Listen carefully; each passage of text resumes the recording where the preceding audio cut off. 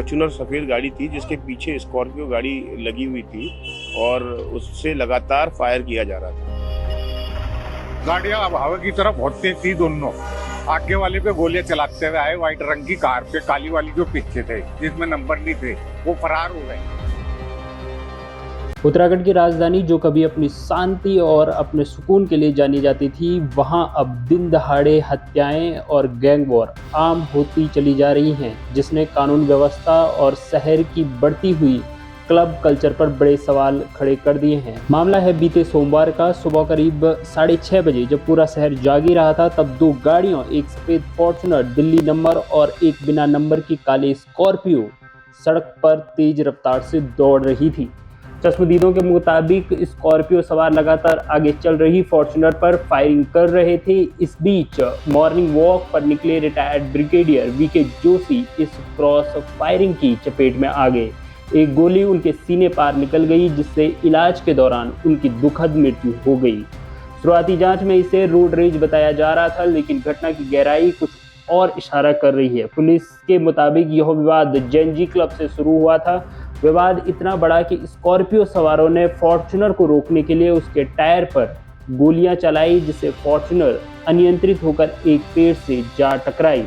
Police ने जब Fortuner की तलाशी ली तो अंदर से ताश के पत्ते बरामद हुए, जिससे मामला जो है और किसी आपसी रंजिश की ओर मुड़ता हुआ दिखाई दे रहा है। हमलावरों ने कार रुकने के बाद फॉर्च्यूनर में सवार लोगों के साथ जमकर मारपीट की, जिसमें 2 लोग गंभीर रूप से घायल हुए हैं।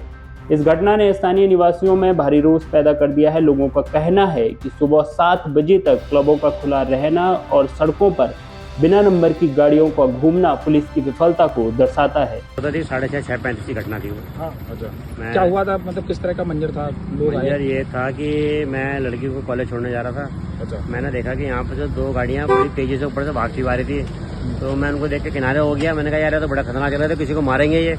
तो उसके बाद जैसे वो गाड़ी पार हुई तो उसके बाद वो बुजुर्ग लोग जा रहे थे घूमते घूमते रोड पार उधर से।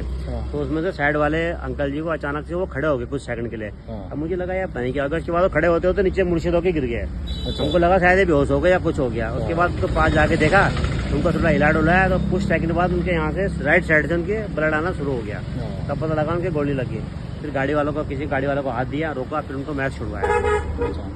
यहाँ पे एक स्कूल भी है सामने, तो ये सामने आज तो छुट्टी है, जिस तरीके से छुट्टी है।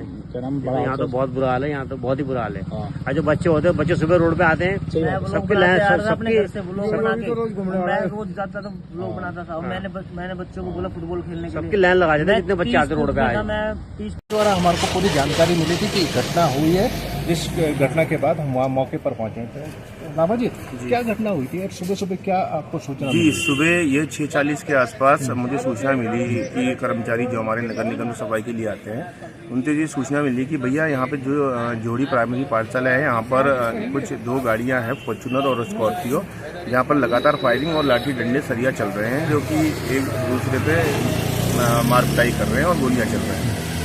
तो जब पूरी घटना का मैंने विस्तार से पता किया तो पता चला कि ये जेनजी क्लब है कोई।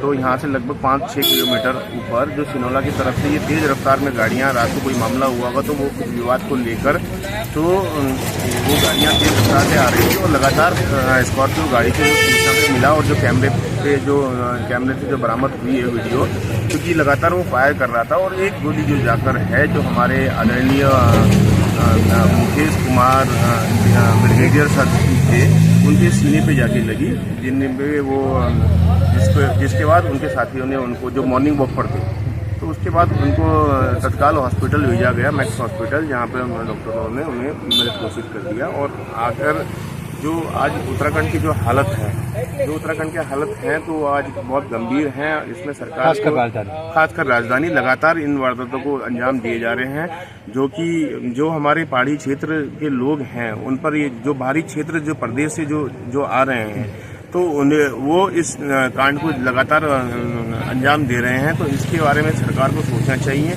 कि कैसे हम अपने प्रदेश के लोगों को सुरक्षा दें। जिस तरीके से बाहरी लोगों को क्लब खोलने की अनुमति मिल रही है, बार खोलने की अनुमति मिल रही है, शराब का ठेका खोलने की अनुमति कर रही है, और वो इतनी बड़ी संख्या में, कम से कम आप ये लगा लीजिए कि 15-15, 20-20 लड़के अगर साथ में वो घूम रहे हैं तो इतनी बड़ी संख्या में रह कर रहे हैं। उनकी पूरी जानकारी सरकार के पास, पुलिस उनके पास होनी चाहिए, जिससे कि हम ये हर बार हम सत्यापन करेंगे, जानकारी करेंगे, लेकिन जानकारी के पास रुक क्या पा रहे हैं, ये बड़ी बात है। तो इसके लिए हमारे सरकार को और पुलिस को ये है कि कड़े नियम और कड़े धाराओं के साथ इसमें कार्रवाई करनी चाहिए, मुकदमे दर्ज करने चाहिए, क्योंकि इन वारदातों के बाद वो कुछ समय के बाद छूट जाते हैं, इसलिए उनका बढ़ावा बल वो बढ़ता जा रहा है। तो अगर इसमें कड़े नियम सरकार के माध्यम से बनाया जाएगा, आदेश दिए जाएंगे कि इस तरीके से वारदात करने वाले उसे कड़े सजा उन्हें भुगतनी होगी, तो तब जाके कहीं रोकथाम। क्षेत्र में एक सवाल एसएसपी देहरादून और एसपी सिटी प्रमोद कुमार ने मौके का मुआयना किया। पुलिस का कहना है, हमने 4 आरोपियों को गिरफ्तार कर लिया है। हमने पूरे शहर और देहात क्षेत्रों में नाकेबंदी कर दी है। सीसीटीवी फुटेज खंगाले जा रहे हैं। आरोपियों की पहचान हो चुकी है और उन्हें सलाखों के पीछे पहुंचा दिया गया है। रिटायर ब्रिगेडियर जोशी, जिन्होंने देश की रक्षा में अपना जीवन लगा दिया, आज इस शहर में वे असुरक्षित निकले। क्या प्रशासन इन अवैध रूप से चल रहे क्लबों और नशे के सौदागरों पर कड़ी कार्रवाई करेगा, यह एक बड़ा सवाल बना हुआ है। फिलहाल इस बुलेटिन में इतना ही। बाकी देश और दुनिया की तमाम खबरों के लिए जुड़े रहें न्यूज़ बुलेटिन लाइव के साथ।